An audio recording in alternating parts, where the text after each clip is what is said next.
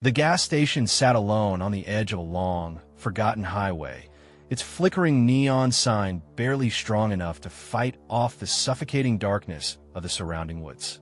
The job had seemed too good to be true. A quiet night shift with barely any customers, a paycheck that would keep the bills at bay, and endless hours of solitude. Easy money, he had thought.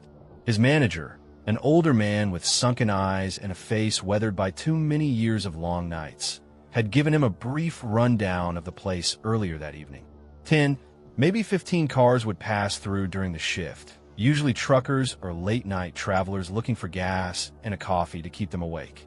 The register was simple enough to handle.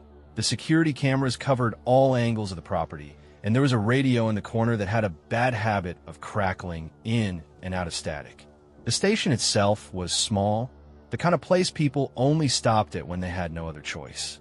Rows of empty shelves lined the store, stocked with dusty snacks and expired energy drinks. A single restroom sat at the back, its light buzzing dimly under the weight of a flickering fluorescent bulb. Outside, the pump area stretched into an abyss of trees, the road disappearing into nothingness on either side. There were no houses out here, no towns, just miles and miles of empty highway. The shift began quietly. The first couple of hours passed without incident. He stocked shelves, wiped down counters, and watched the cameras with disinterest. The occasional car rolled in, headlights slicing through the dark before disappearing down the highway again.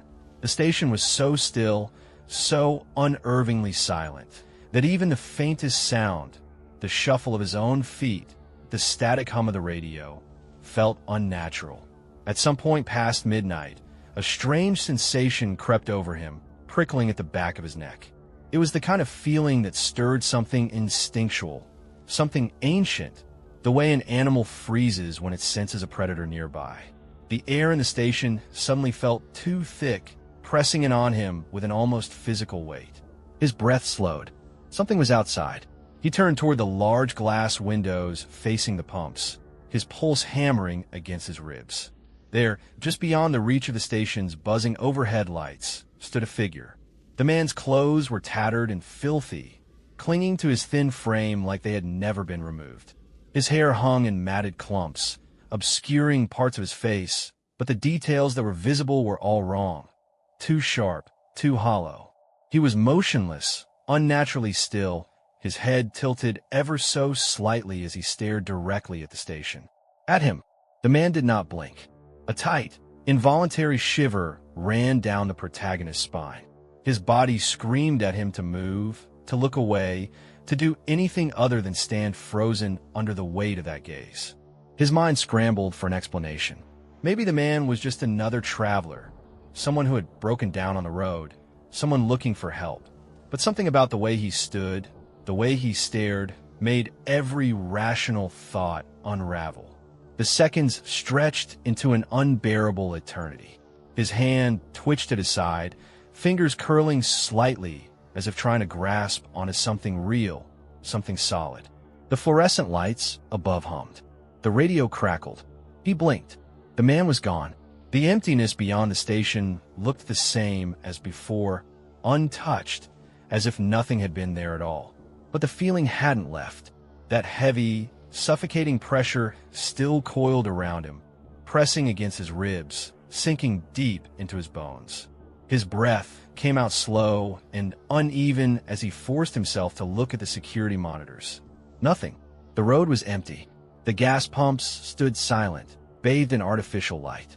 The trees at the edge of the lot swayed slightly in the wind, but there had been someone there. He was sure of it. Swallowing hard, he tore his gaze away from the screens and forced himself to move, to check the doors, to glance toward the road, to convince himself that he was still alone. The station's front door was locked, just as it had been. The pavement outside was undisturbed, smooth and empty. The night was as quiet as before, and yet, no matter how many times he looked, no matter how many times he tried to shake the feeling, he knew, deep in the marrow of his bones, someone had been watching him. The feeling didn't leave.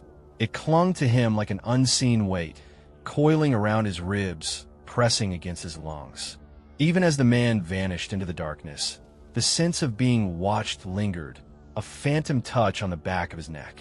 Trying to shake it off, he busied himself with small tasks. It was a matter of distraction, of movement, anything to keep from staring too long at the windows, anything to keep from thinking about what he had just seen. He wiped down the counter again, though it didn't need cleaning. Restocked a few shelves, checked inventory, counted the cigarettes behind the register. The radio continued to sputter between static and faint, distorted voices, half-formed words slipping in and out like whispers from another room. The seconds crawled. Each time he looked toward the windows, his stomach tightened, expecting to see that figure again. But the parking lot remained empty, bathed in the cold glow of fluorescent light. The silence outside was thick, the kind that stretched on for miles without the interruption of passing cars or rustling leaves. A dead, unmoving quiet. It wasn't until an hour later that the feeling spiked again, sharper this time, like a needle sinking into his spine. He turned. The man was back. This time, he was standing closer, just outside the glass, inches from the door. The same ragged clothes clung to his thin frame. Dirt and grime streaked across the fabric. His face was pale beneath the tangled mess of his hair, his eyes dull, unblinking. His expression was empty, hollow, and yet he was looking directly at him. A cold dread seeped into his bones, freezing him in place. Every instinct screamed at him to move, to step away, to do anything but stay locked in this silent stare. But some twisted sense of logic tried to fight against the fear. Maybe the man was homeless. Maybe he was lost, confused, in need of help. It was the only reasonable explanation. With effort, he forced himself to step toward the door. The motion felt slow, sluggish, as if he were wading through something thick and invisible. His breath hitched as he reached the threshold, the glass separating them by mere inches. The man didn't move, didn't react. A pit formed in his stomach, twisting tighter with every second that passed. He raised a hand, hesitated, then knocked against the glass. Just once, just enough to test if the figure would react. Nothing. The man remained still, his gaze unwavering, locked onto him with unnatural intensity. A cold sweat gathered at the base of his neck. His throat felt tight. Something was wrong. Very, very wrong. The moment stretched into eternity. His pulse thundered in his ears, every instinct screaming that this wasn't normal, that this wasn't human. And then, without a sound, without the slightest change in expression, the man turned and walked away, disappearing into the darkness once more. He exhaled sharply, the breath he hadn't realized he was holding rushing out in a tremble. His fingers felt numb, his legs unsteady as he stepped back from the door. The station felt colder now, the artificial glow of the lights offering no comfort. His thoughts were a tangled mess, rationality clashing violently against the gut-wrenching certainty that something unnatural had just happened. Shaking his head, he turned back toward the counter, willing himself to focus on anything else. That was when he saw it. A slip of paper. It sat atop the register, its presence impossibly sudden. His stomach dropped. He hadn't seen it there before. And yet, there it was, stark white against the dull surface, edges curling slightly as if placed in a hurry.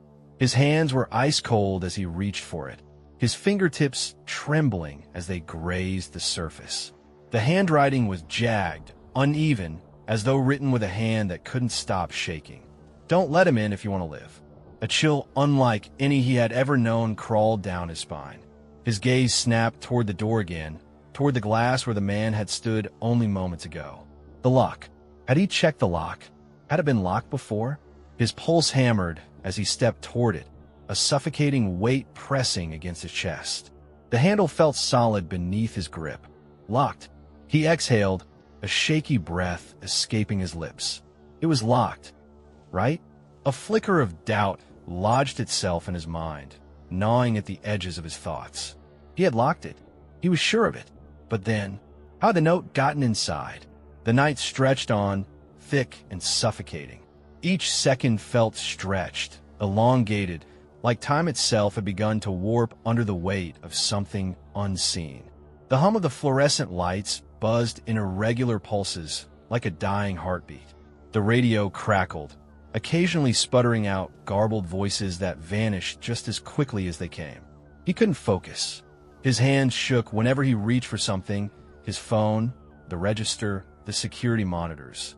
Nothing felt real anymore. The note sat beside him, its presence unbearable. "Don't let him in if you want to live." The words burned in his mind, carving themselves into his thoughts. At first, he had tried to rationalize it. Someone was messing with him. A prank. A cruel joke played by a passing traveler. That was the only thing that made sense. But then, why did the air still feel wrong? Why did the shadows outside the station seem to pulse, like something was shifting just beyond the reach of the lights? His gut told him that the night wasn't over. His gut told him that he wasn't alone. By the time the clock on the wall clicked over to 3 a.m., the unease had twisted into something worse. Something primal. And then, the knock came. Slow, deliberate. A single, hollow sound against the glass. Knock. The station seemed to exhale around him, the lights above flickering in protest. Knock. His breath caught in his throat. His body refused to move, locked in place by an invisible force. Knock. He turned his head toward the door, unwilling, yet unable to resist. The man was there, but he was different now. The vacant, hollow stare was gone, replaced by something much worse. A grin, a wide, gaping smile stretched across his face, the corners of his mouth pulled back too far, as if something inside of him had unhinged. His teeth gleamed under the buzzing lights, too white, too perfect, too sharp. The man lifted a hand, pressing it flat against the glass. His fingers curled slightly, nails dragging downward, leaving streaks of grime in their wake. Then the knocking stopped. The man tilted his head, his grin never faltering. For a moment, everything was still. Then the lights flickered, their glow spasming violently. The radio erupted into static, hissing and shrieking like something had crawled into its frequency, something writhing, something alive. The security cameras blinked off one by one. The monitors went dark. And then, the glass door rattled. It wasn't a gentle shake. It wasn't the wind. It was forceful, violent. Something was pushing against it, pressing hard, harder, trying to get inside. Panic shot through him like electricity. His body finally obeyed, instinct taking over as he threw himself against the door, fingers fumbling for the lock. Had he locked it before? Had he? The door groaned, the glass bending inward under some unseen pressure. His pulse pounded in his ears. His breath came in short, uneven gasps. He shoved his weight against the door, his hands gripping the handle, twisting, locking. The pressure stopped. The glass door shuddered, then fell silent. His hands trembled against the handle. Outside, the man's grin had faded. His expression was blank again, eyes empty pits of nothingness. For a long moment, he simply stood there, watching. Then, without a word, without a sound, he stepped backward into the darkness and vanished. The silence that followed was unbearable. The station felt colder. The air felt thinner. His knees nearly buckled as he turned away from the door, breath heaving, skin clammy with sweat. His mind screamed at him to leave, to get into his car and drive anywhere but here. But his legs wouldn't move. Dawn was still hours away. He had to make it until morning. His gaze darted around the station, wild and frantic, searching for something, anything, to reinforce the door. His hands moved on their own, shoving shelves against the entrance, dragging the register stand over to block the way. He stacked crates, pushed the snack display forward, anything to hold it. His heartbeat thundered against his ribs. Even as he barricaded the entrance, even as he trapped himself inside, one terrible thought refused to leave his mind. What if the door had never been the problem? The hours blurred together, time stretching and twisting into something unreal. The silence was no longer just an absence of sound. It was a presence, something alive, something waiting. Every time he blinked, the space beyond the glass seemed to shift. The darkness outside thickened, like ink bleeding through the air, swallowing the edges of the station. The fluorescent lights buzzed erratically overhead, their glow faltering, growing weaker. It was 4 a.m. when the noise started. A slow, deliberate scraping. The sound of metal dragging against metal. Not from the front, from the storage room. The realization hit like ice water down his spine. The storage room was locked. The only key was on the ring clipped to his belt. He turned toward the security monitors, pulse hammering, stomach lurching. His fingers fumbled for the controls, flipping through the camera feeds with a desperation that burned through his veins. The storage room feed flickered, static eating away at the image in sickening bursts. But through the distortion, he could see it, the door trembling in its frame, rattling as if something inside was pressing against it. No, that wasn't possible. His hand hovered over the controls, but then he noticed something else. The other feeds were empty. Not just empty, blank. They showed nothing. Not the road, not the gas pumps, not the shelves inside the station. Not even himself. The screen displaying the front counter, a direct view of where he stood, was nothing but a vacant, motionless space. He wasn't there. His breath shuddered out of him, uneven, disbelieving. He turned his head sharply toward the station's reflection in the windows, expecting, needing, to see himself, to prove he existed. But the reflection wasn't right. The shelves were there, the register, the dim glow of the radio's dial. But not him. The scraping from the storage room stopped. He forced his body to move, backing away from the counter, away from the monitors, away from the creeping, suffocating sense of unreality that was starting to swallow everything whole. He pressed his back against the barricade at the door, feeling the weight of the shelves, the crates, the counter pressing into him, grounding him. This was real. It had to be real. The clock on the wall clicked over to 5 a.m. Something jiggled the front door handle. He stiffened, breath freezing in his throat. Then the glass bent inward. Not just a tremble, not a gentle push. Something huge was pressing against it, stretching it inward, bending it like the surface of water disturbed by a ripple. The edges of the doorframe groaned under the pressure, the barricade behind him shuddering, shifting slightly as the weight against it increased. He didn't move. Couldn't. Every muscle in his body locked into place, frozen by a terror so deep it felt like his mind was fracturing, cracking under the strain. The note on the counter caught his eye. Except, it wasn't the same note. The first one had been crisp, the ink hurried, but legible. This one looked aged, rotten. The paper was damp, the edges blackened, curling inward like it had been left to decay for years. The writing was different now, too, thicker, darker, as if the letters had been carved into the page. It won't hold. The wood at his back splintered. The barricade shifted, his vision blurred, his body screaming at him to move, to run, to do something, anything. 5:45 morgens. The glass door shattered inward. The shelves collapsed. The register stand toppled. The barricade caved. A pressure slammed into him, knocking him backward, ripping the breath from his lungs. He hit the floor hard, his head cracking against the tile, vision swimming, a shriek of static tearing through the air as the radio burst into noise. Through his blurred vision, he saw it. A shape, a figure standing amidst the wreckage of the broken glass. Not a man, not anymore, something else. And then, he screamed. Blackness, a weightless void, then sound, the distant chirping of birds, the soft rustling of wind through trees, a warmth pressing against his skin, unfamiliar after the hours of cold, clinging dread. His eyes snapped open. Sunlight. It spilled through the station's front entrance, flooding across the tiled floor, illuminating the space that should have been in ruin. His breath came in ragged gasps as he sat up, a dull ache throbbing at the base of his skull. The glass should have been shattered. The shelves should have been overturned. The barricade, there had been a barricade. But now, everything was untouched. The door stood whole. No sign of fractures, no shards littering the floor.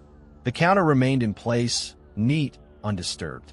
The radio hummed softly in the background, no longer screaming in static. The gas station looked as it had at the start of his shift, quiet, still normal. But nothing felt normal. His heart hammered against his ribs, his pulse roaring in his ears. The memories of the night had been real. The knocking, the grin, the note, the crash, it had all happened, hadn't it? He forced himself to stand, his legs unsteady beneath him, muscles trembling as if they had been locked in place for hours. His hands found the counter, gripping the edges, grounding himself against the steady, solid weight of it. And then a thought surfaced, the security footage. He turned, his movements slow, hesitant, as if some deep, primal part of him already knew what he would find. The monitors flickered idly, the recorded feed waiting to be replayed. His fingers hovered over the controls before pressing rewind. 12 Uhr nachts. The gas station was empty. The dim glow of the parking lot lights stretched into the surrounding darkness. The pumps sat unused. No movement. He fast-forwarded. 1 Uhr nachts. Nothing. 3 Uhr nachts. No man. No knocking. No figure standing beyond the glass with that wide, unnatural grin. His breath quickened. 5 Uhr morgens. His stomach twisted. The glass door in the footage stood unbroken. The shelves unmoved. The barricade, it had never been built. And yet there he was. His own figure stood behind the counter, staring at something beyond the windows. His posture was stiff, unmoving. He watched, transfixed, as his past self did not react. No knocking, no fear, no barricade. Just him, standing, waiting, watching. 5 Uhr 45 morgens. A shift. On the screen, his body twitched. Just slightly. An unnatural jerk, like a marionette pulled by unseen strings. His head tilted, and then, his lips stretched into a grin. His stomach lurched. It wasn't a normal smile. It was wide, grotesque, splitting across his face in a way that should have been impossible. His body moved, stiff, mechanical, as he took one step back. Then another. Then, his past self reached for the door, fingers curling around the handle. And he opened it. No one had been outside. No one had knocked. He had opened it himself. On the screen, his grinning form stepped outside, into the darkness. The station stood empty. Then, static. The feed cut to black. A sharp ringing filled his ears, drowning out the sound of the birds, the soft hum of the radio, the world itself. His hands were ice-cold against the counter, his pulse an erratic stutter beneath his skin. He had let it in, or worse, he had gone out to meet it. The morning sun felt wrong now. The warmth on his skin felt foreign, detached from reality. Outside, the highway stretched into the horizon. The trees swayed gently in the breeze. But something was missing. Something had changed. He wasn't sure if he had survived the night, or if he had ever woken up at all.